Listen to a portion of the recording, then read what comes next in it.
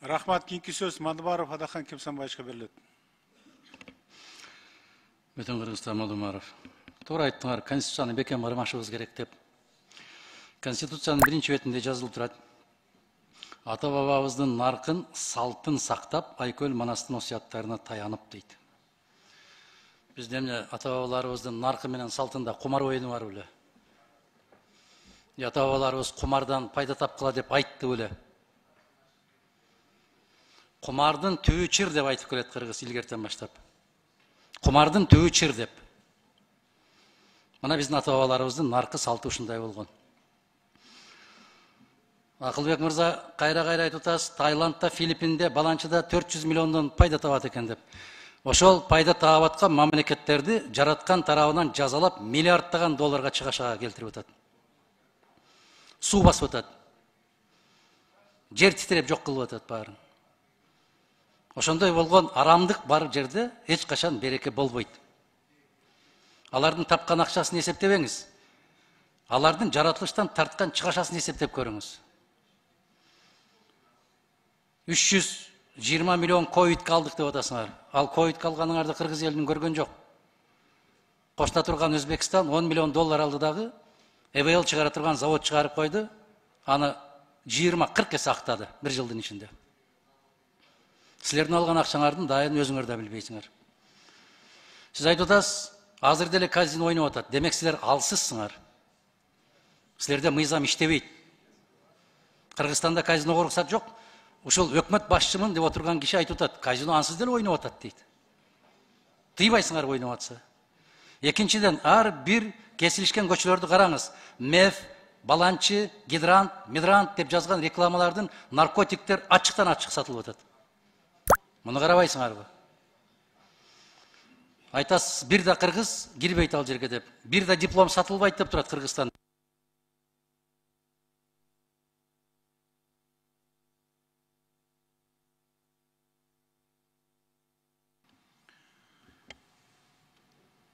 Ата бабалар Кыргызстан өлкөсү болуп калса, ошону каректей сактагыла деген да. Анан ошо Кыргызстандын ичинде жашап аткан кыргыздын жарандарын коргулбай, бөлөк жака тентитпей, колуңардан келсе Кыргызстанда жакшынакай кылып жашаткыла деген. Ошон үчүн экономиканы оңдойбуз деп жанталашып иштеп атабыз.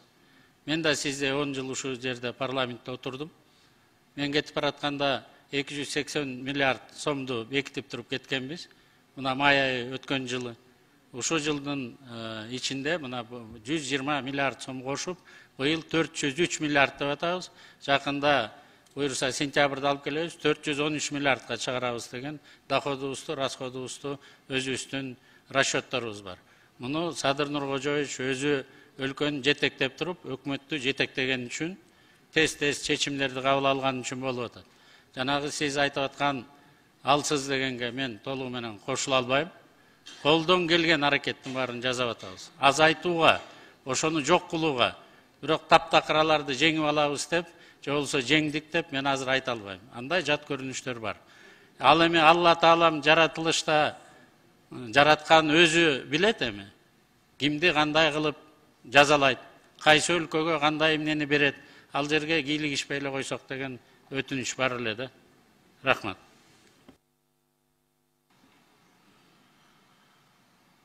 Рахмат, кийинки сөз Кадырбеков Нуржигит Кадырбековичке берилет. Ассаламу алейкум, Айман Нуру Кадырбеков. Тура сураныш Куранга, хадиске, динге тиишпейли койгулачы. Светтик өлкөбүз дедикпи? Мейли, светтик өлкө катары кетели. Бул жерде илим менен статистиканы карабайлыбы? 100 миңден бир гана адам утат экен, бул статистика. Тактап көрүңүздөр өзүңүздөр.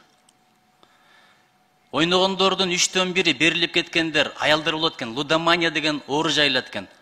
Ал ушул ооруга көз карандылык, ушул оюнга. Наркоманияны дарыласа болот дейт, алкоголизм дарыласа болот дейт, бирок лудоманияны дарылай албайт экенсиң. Американы айтып атасыздар. 3-4 миллион адам лудомания менен ооруйт экен. Психотерапевттердин жардамы болбосо жашай албайт экен.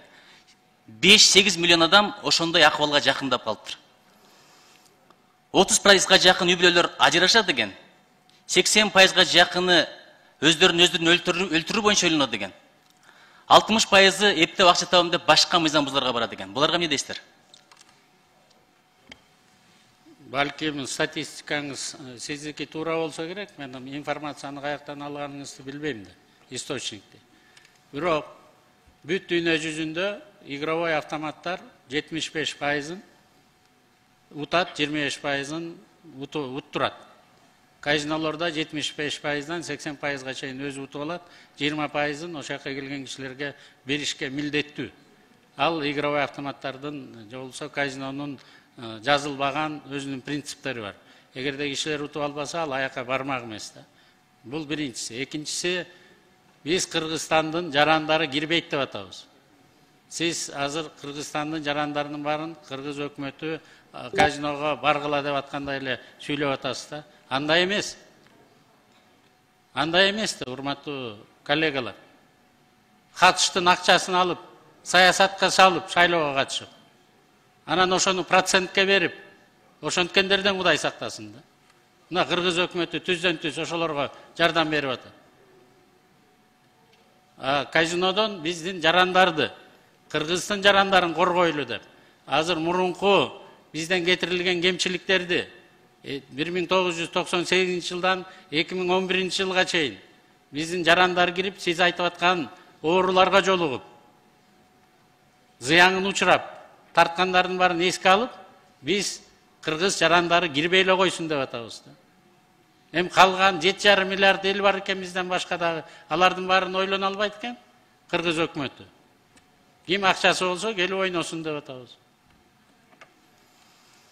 Ушул жерде өзүңүз айттыңыз, азыр деле иштеп атат, аларды эч ким тыя албай атпайбы, иш жүзүндө де факто иштеп атат дедиңиз. Мыйзам боюнча тыйылган. Эгерде мыйзамда жок нерсе азыр иштеп атса, мыйзам кабыл алынгандан кийин кыргыздар кирбесин дегениңиз менен кантип ошону контролдойсуздар? Азыр мына колуңуздардан келбей атат. Ошо колдон келеби кийин? Мен деле депутат болгом Үчсозовдун. Улам бир сөзгө маани бере турган болсок, бири-бирибиздин тилибизди түшүнбөй калабыз да. Мен айттым, подпольный казинолор азыр дагы иштеп атат деген маалыматтар бар. Укук коргоо органдары колунан келгенче аракет кылып атат. Алар менен жаап атат, кармап атат, соттолуп атышат тилекке каршы. Бирок азыр чет мамлекеттен келгендер квартираларда, чоңураак жакшынакай особняктарда өзүнө клуб ачып алып ошондо иштегендер маалыматтар келери менен биз барып ошолордун баарын кармап атабыз. Статистика керек болсо, мына Камчыбек Кыдыршаевич МВДнын министри келип айтып берет. Биз ошолердин баарын легализация кылып, анан контролдойлу деп атабыз. Ал жерге кыргыздар барып атабы, барган жокпу? Бүгүн менде сведенияларым жок.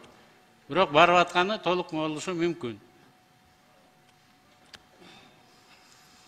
Бир деген туура эмес экендигинин эки белгиси бар деп коет да, алымдар айтышат. Биринчиси, ошону кылганда жүрөгүң сыгылат, кысылат, кадимкидей кысылат болосуң. Экинчиси, бирөөлөрдүн билишин каалабайсың. Кечээ комитет ушуну жашыруун карады. Эгерде киреш алып келе турган болсо, Кыргызстандын экономикасынын гүлдөп өнүгүшүнө себеп болсо, социалдык маселелер чече турган болсо, анда эмнеге жашыруун каралып атат бул маселе? Эми урматтуу Нуржигит Кадырбекович, өлкөнүн президенти ачык колдоп атат. Кабинет министринин төрагасы мен ачык колдоп атам. Биз депутаттарга түртүп коюп, анан акырын түнчүндө кабыл алгыла деген жерибиз жок да. Баарыбыз ачык эле колдоп атпайбызбы? Чын эле Кыргыздын экономикасына пайда алып келе турганына көзүбүз биздики жетти. Биздин өкмөттүн көзү ошого жетти. Ошондуктан мыйзамды сиздерге алып келип берип атабыз. Ал эми сиздердин коллегаларыңыздар комитетте кандай карайт, эмне карайт, мен комментарий бере албайм да.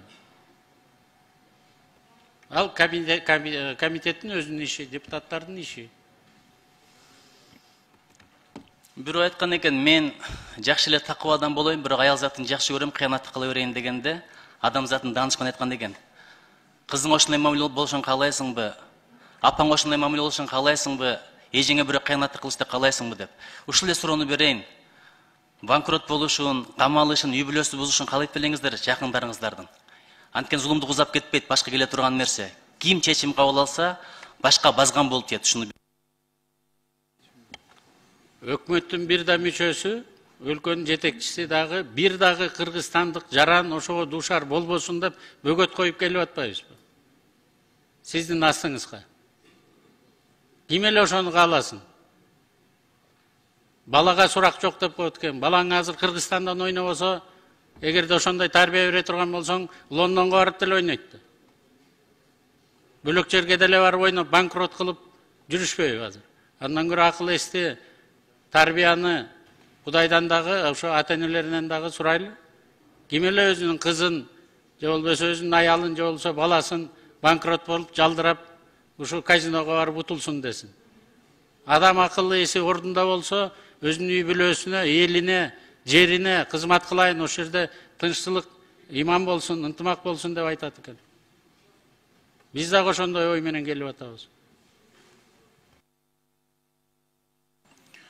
Рахмат. Данияр Эрмекович. Микрофон берип коелу. Төрөн Данияр Эрмекович. Рахмат. Жоқ. Рахмат. Урматтуу депутаттар, азыр биздин коллегабыздан суроо түштү. Кече комитетте жабык эшиктин артында каралды деп. Мен айтып кетейин, биз ачык эле караганбыз. Ошо биринчи кабатта ардамда жөнүк түз эфирде бул көрсөтүлгөн, бирок кандайдыр мезгилде онлайны өчүп калыптыр, биз аны билбедик.